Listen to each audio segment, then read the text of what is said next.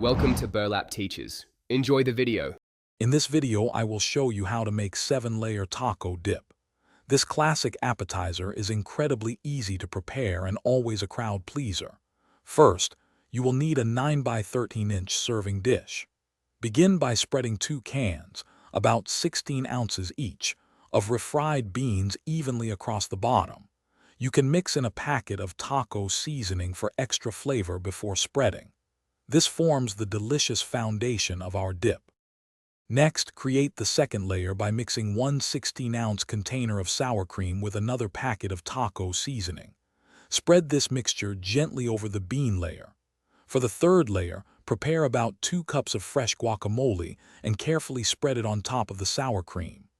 Finally, add a generous fourth layer of finely shredded iceberg lettuce, about 2 cups, for a refreshing crunch. Now, let's add the final 3 layers that bring vibrant color and incredible flavor. For the fifth layer, sprinkle about 2 cups of shredded cheddar cheese evenly over the lettuce. Then, for the sixth layer, scatter 1 cup of diced ripe tomatoes across the cheese. Finally, complete your masterpiece with a 7th layer of 1 small can, about 2 1/4 ounces, of sliced black olives. Your 7-layer taco dip is almost ready to enjoy.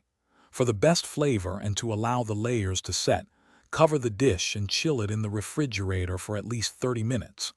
When you are ready to serve, place it on a platter with plenty of tortilla chips, pita bread, or fresh vegetable sticks.